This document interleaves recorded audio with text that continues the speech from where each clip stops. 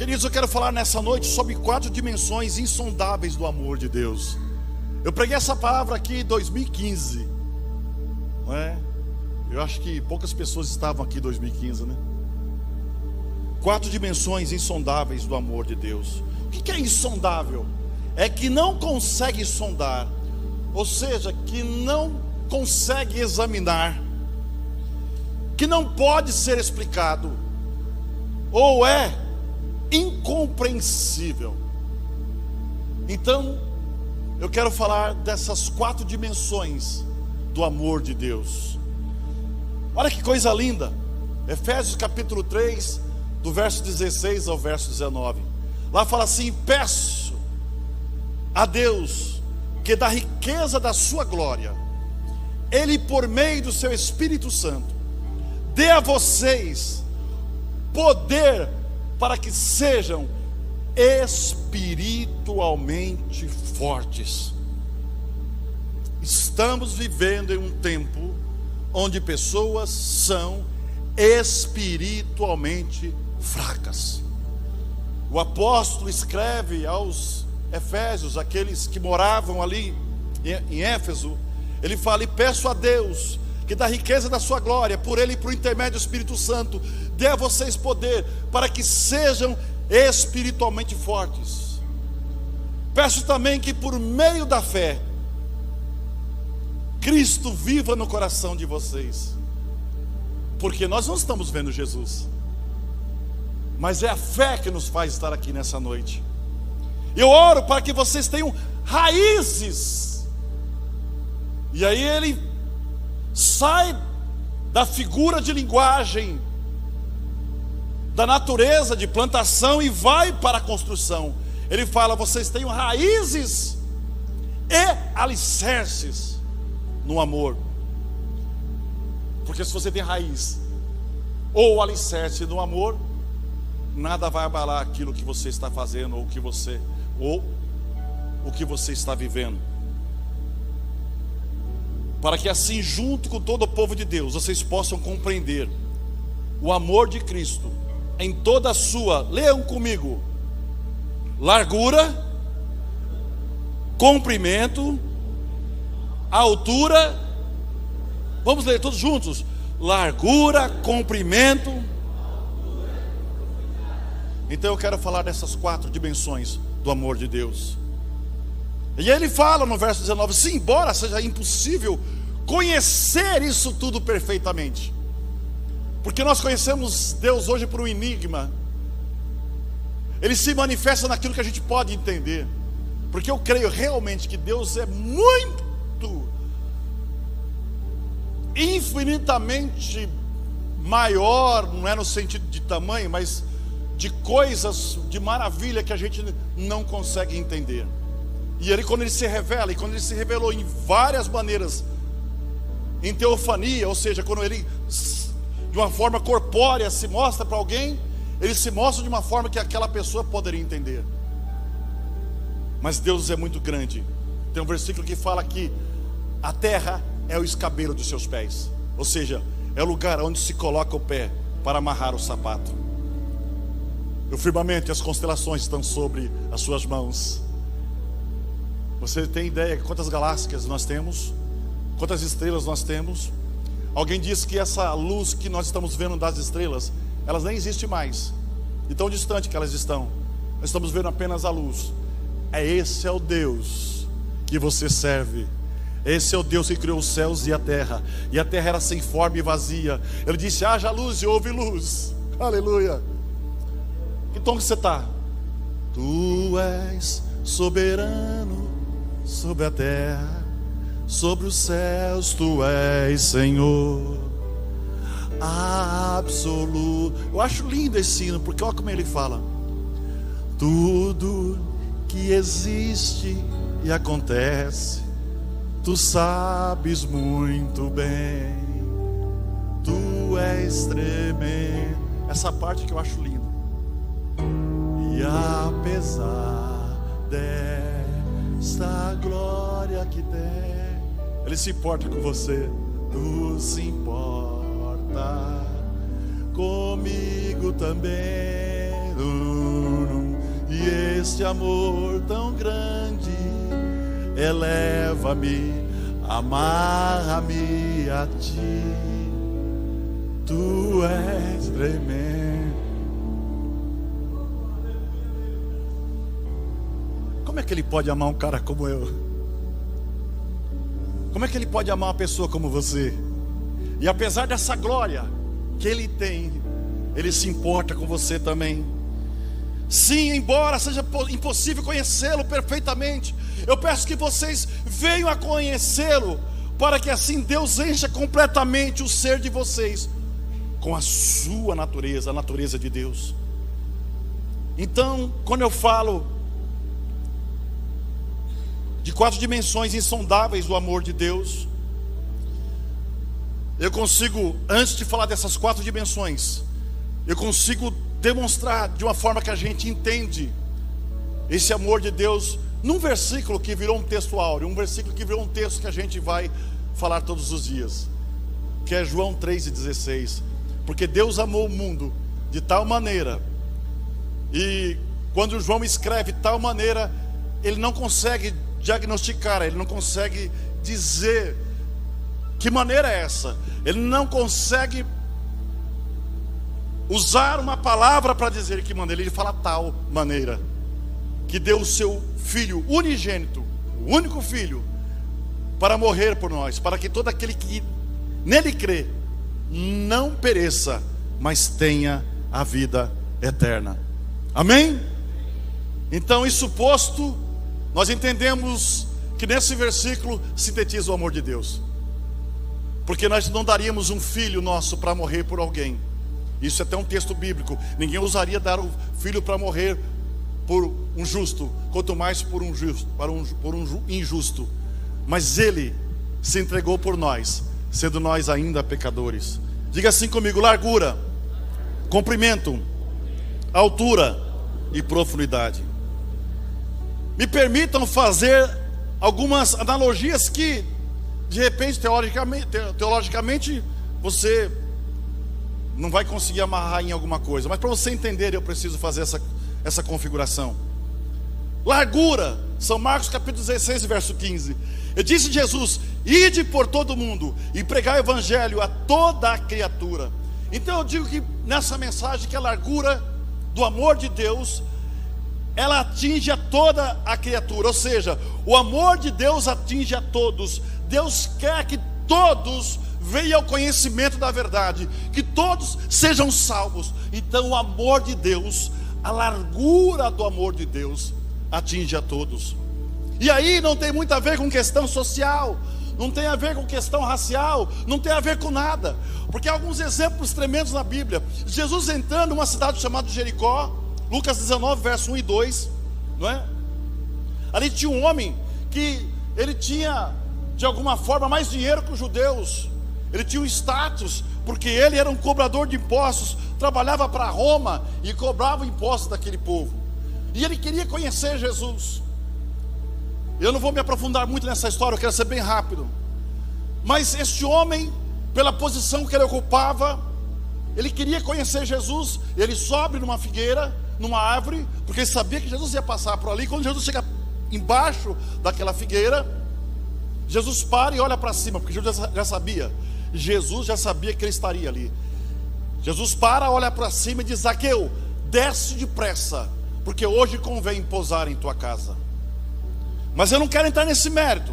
Eu quero entrar que Zaqueu era um homem que tinha uma condição social destacável, e ele foi dormir justamente na casa de um publicano, de um cobrador de impostos. E alguém pode dizer: ah, mas ele foi lá porque o homem é este homem.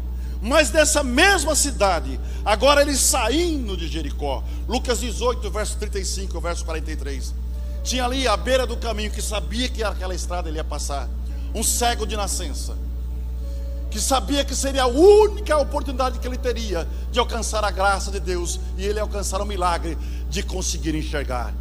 Ele começou a gritar: Jesus, filho de Davi. E quando ele fala Jesus, filho de Davi, ele diz um elogio: filho de um rei, o rei mais amado até hoje do povo de Israel. Ele pega Jesus e equipara Jesus ao rei mais amado.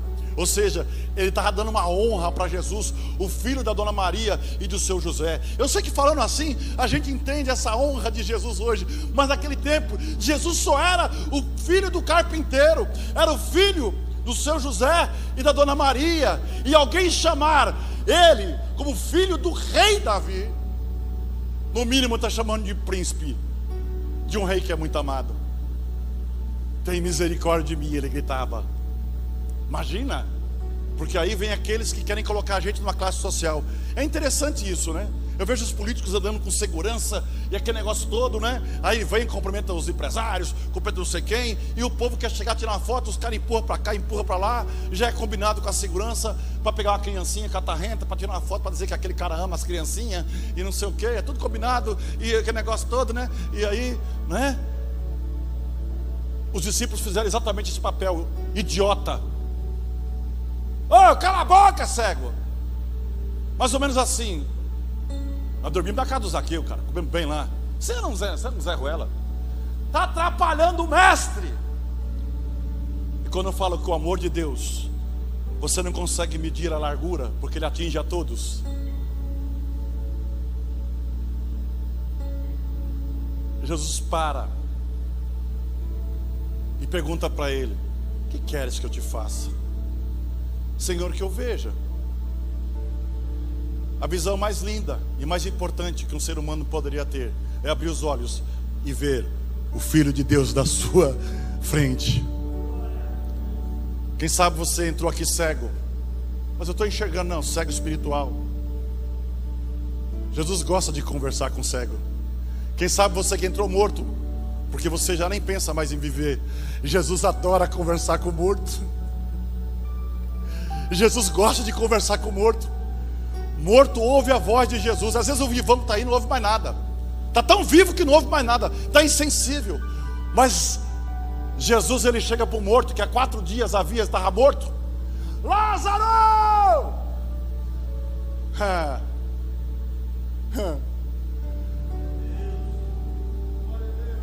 Não desista, morto. Não desista, não para de crer. Os sonhos de Deus jamais vai morrer na tua vida. Aleluia. E eu falo então da largura do amor de Deus que atinge a todos. Fala agora do cumprimento. Eu quero trazer nessa comparação, não precisa ser dessa forma, mas eu quero trazer para você entender melhor. Do cumprimento eu falo de tempo. E o tempo hoje, principalmente nessa geração, nesse tempo que nós estamos vivendo, é o nosso carrasco. O tempo é nosso carrasco. Nós pensávamos que com a tecnologia nós teríamos mais tempo. Nós achávamos que com o advento de a gente poder mandar uma conversa para alguém e essa pessoa do outro lado do mundo receber na hora, a gente achava que a gente ia estar mais tranquilo. Parece que a gente está mais cansados, porque pelo menos naquele tempo que a gente não tinha isso, no final da noite era uma fogueira, com o padre e a comadre conversando, a vizinha que morava lá e o vizinho vinha, aparecia um sanfoneiro, sempre tinha, não é? E a fofoqueira também aparecia também, mas a fofoqueira sempre teve e continua tendo. Agora está pior, porque agora a fofoca é na hora, ela não demora muito, é online, full time. Eu estou falando inglês, hein? É, rapaz, você cuidado, quase que eu já falei a língua estranha aqui.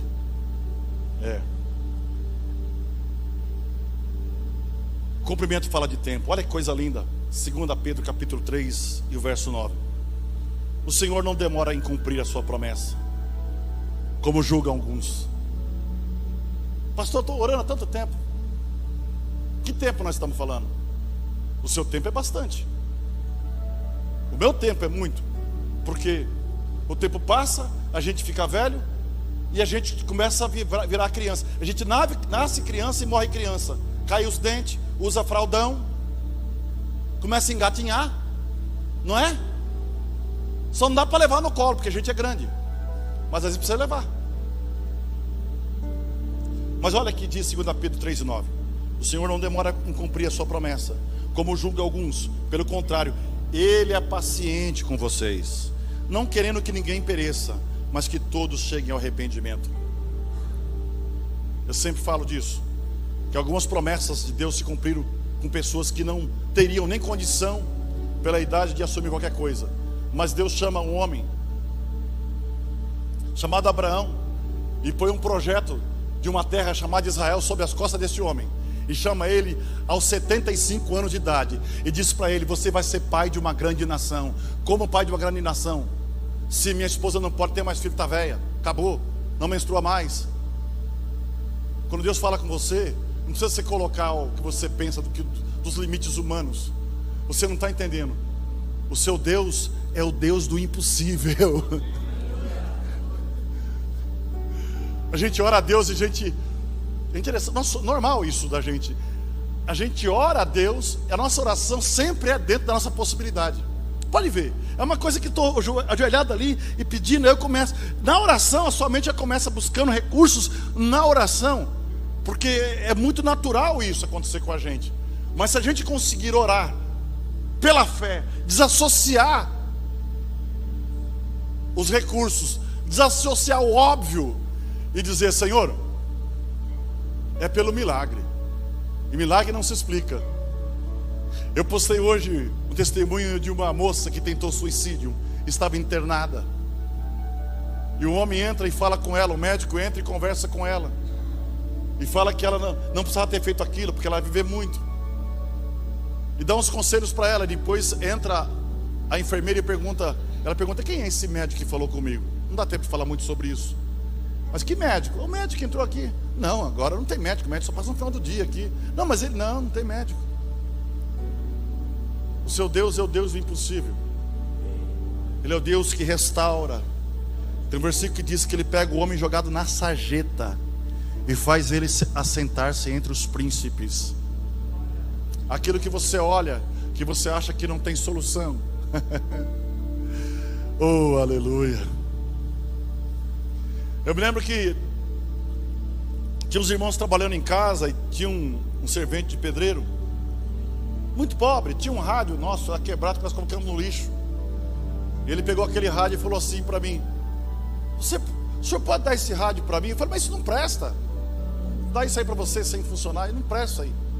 Não, mas eu vou levar para casa, eu quero ouvir esse rádio, eu quero colocar na rádio, porque nós temos uma rádio evangélica lá, eu quero ouvir os hinos. Não é? Eu falei: mas não presta. Mas pode levar. Aí eu estou na porta da igreja conversando com um irmão chamado Daniel Guebara. Aí chega esse irmão, muito simples: ô pastor, na época não era pastor, era presbítero. Olha, cheguei em casa, eu falei com o meu Deus: Senhor, tanto que eu queria ouvir o programa, ouvir os hinos, eu não tenho condição de comprar um rádio. O irmão Claudinei me deu esse rádio, faz ele funcionar. Eu coloquei as pias nele, irmão, até agora não para de falar o rádio. Quando você não tem dimensão e recursos, o milagre chega, porque você não tem aonde recorrer. Há pessoas que só vão orar pela doença que está nela, porque não é dela. Só quando o médico diz: não tem mais jeito, aí ela: bom, se não tem mais jeito, agora eu vou orar. Começa a orar já, irmão, porque o Deus do jeito está aqui nessa noite. Amém? Então, irmãos, no 2 Pedro capítulo 3 e verso 8 ele continua: mas amados, não ignoreis uma coisa, que um dia para o Senhor é como 1000 anos, e 1000 anos como um dia.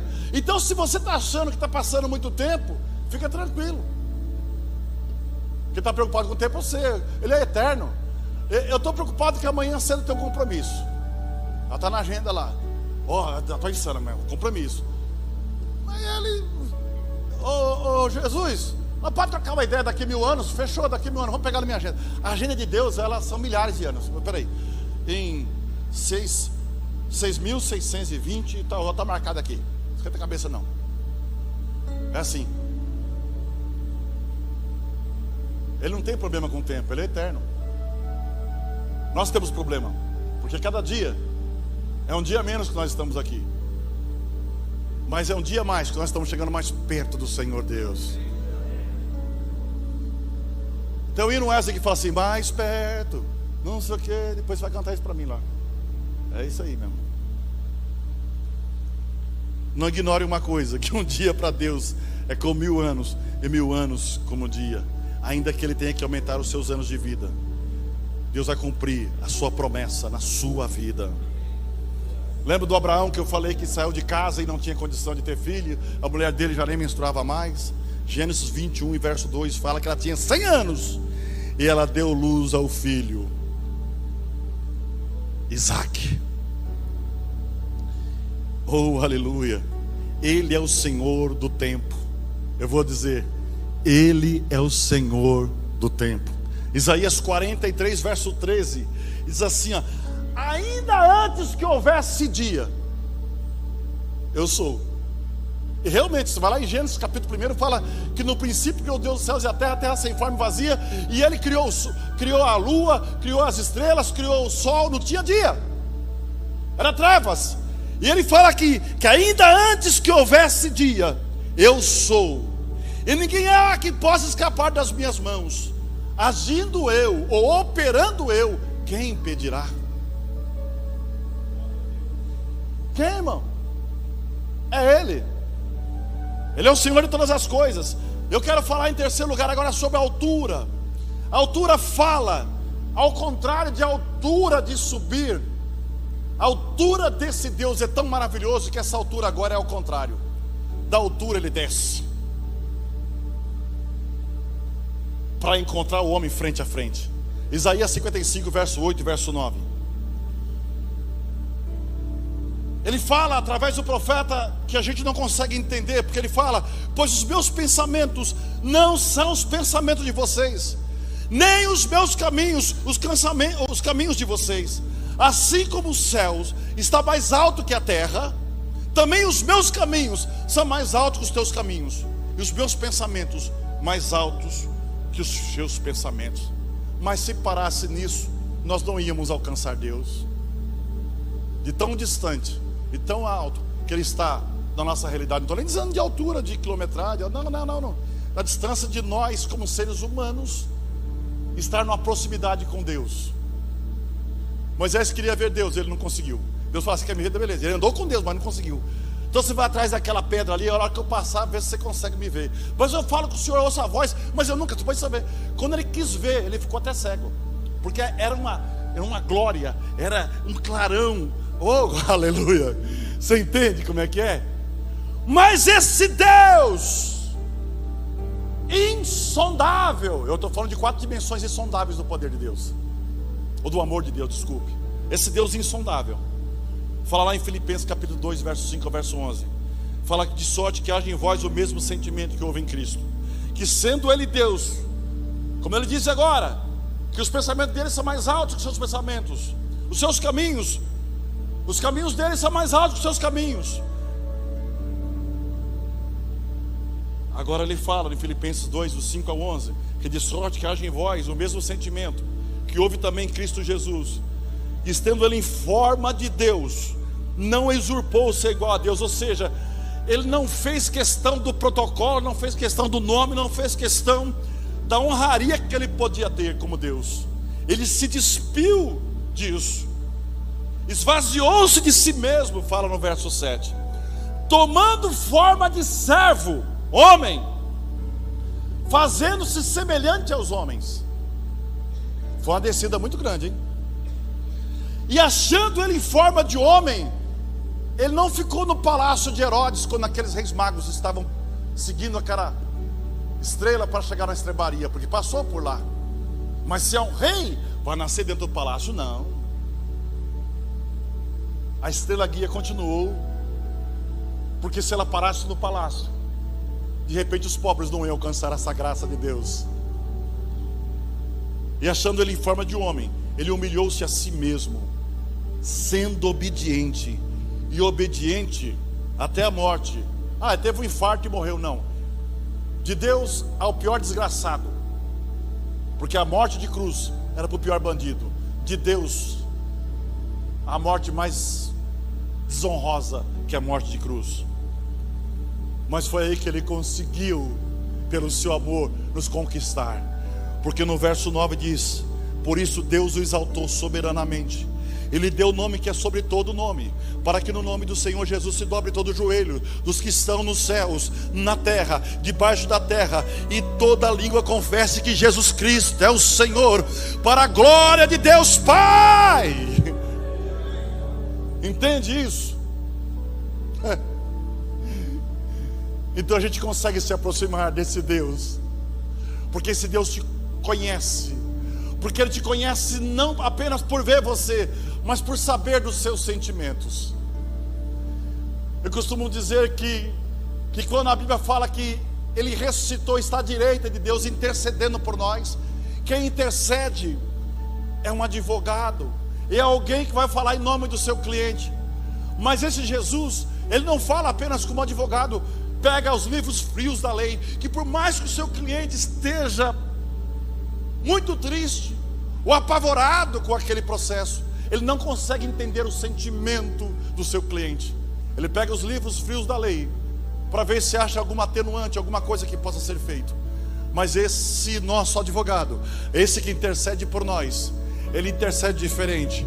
Porque se você sente o desprezo, Ele sabe o que é o desprezo, porque cuspiram no seu rosto. Se você sente a dor, Ele sabe o que é a dor, porque furaram os seus pés, furaram as suas mãos, furaram o seu lado esquerdo, colocaram uma coroa de espinho que escravou na sua fronte. Ele sabe o que é a dor, Ele sabe o que é a solidão, porque na véspera da sua entrega, Ele foi a um jardim e pediu para que as pessoas que ali estavam orassem com Ele. Mas eles dormiram, e ele se viu só naquela oração. E ele faz uma oração emblemática, não chama de uma oração comum. Ele fala: Pai, se possível passa de mim esse cálice, porque isso é muito amargo. Porque ele conseguiu ver tudo o que ia acontecer na vida dele, havia cruzes, porque ele é onisciente, é o único ser que conseguia saber exatamente o que ia sofrer. Se você soubesse o que você ia sofrer, você já está sofrendo agora, você já está sofrendo depressão, você estava internado, você morria. Mas ele viu aquela cena na oração: passa de mim esse cálice, mas não faça a minha vontade, faça a tua vontade. Porque ele sabia que você um dia estaria sentado aqui ouvindo essas palavras. Porque esse amor insondável de Deus precisava alcançar você, precisava encontrar você. Em Isaías capítulo 9, verso 6, o profeta Isaías, 700 anos antes de Cristo, ele fala sobre isso. Ele fala que o menino nos nasceu, o filho se nos deu, e o principado, o reinado estava sobre seus ombros. Mas não é o reinado nessa terra, porque quando ele foi ser julgado por Pilatos, Pilatos pergunta para ele: a acusação é que você é rei dos judeus. Ele falou: você que está falando, eu nunca disse isso. O meu reino não é desse mundo, o meu reino é eterno. Aleluia. E o principado está sobre os seus ombros, e o seu nome será, 700 anos antes dele nascer, o seu nome será Maravilhoso, Conselheiro, Deus Forte, Pai da Eternidade e Príncipe da Paz. O que mais você quer? O que mais você quer?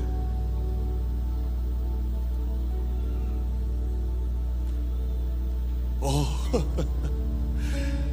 aleluia. E eu quero encerrar na quarta parte, com uma profundidade. Olha que versículo lindo, que texto maravilhoso. Romanos 11, 33 ao 36. Olha que coisa linda. Ó profundidade das riquezas, tanto da sabedoria como do conhecimento, da ciência de Deus. Quão insondáveis são os teus juízos, e quão inescrutáveis os teus caminhos. Por quem compreendeu a mente do Senhor? Quem foi o teu conselheiro? Quem é que deu aula para você? Quem te ensinou? Ou quem primeiro deu a ele para que ele fosse recompensado?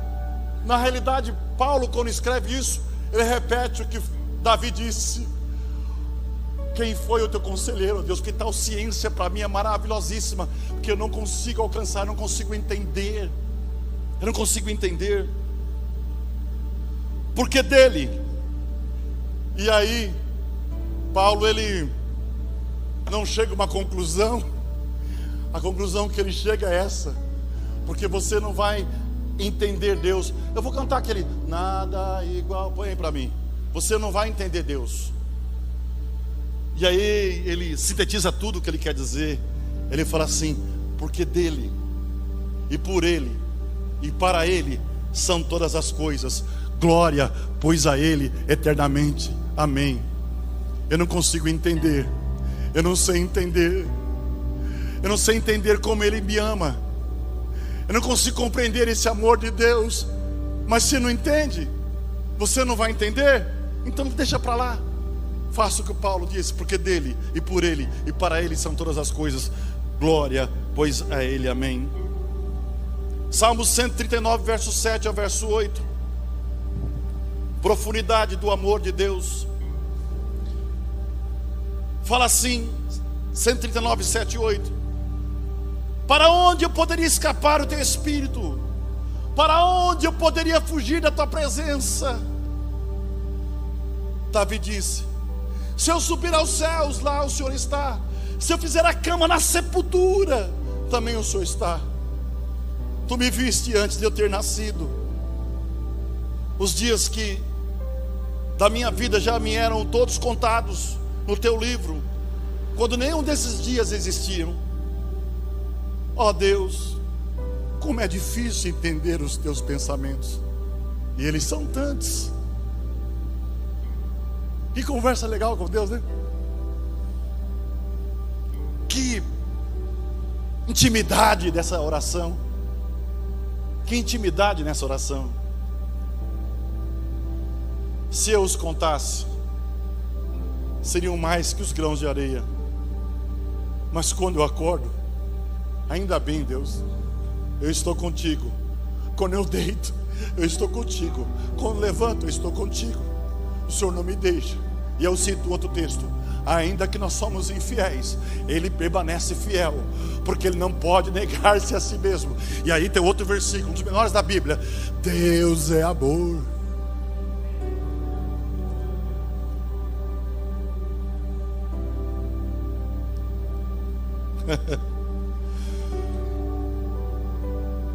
Eu termino nessa noite, porque dele, por ele e para ele são todas as coisas. Glória, pois a ele. Amém. Diga sim: porque dele e por ele e para ele são todas as coisas. Glória, pois a ele. Amém. Aleluia. 4 dimensões insondáveis do amor de Deus: largura, comprimento, altura e profundidade.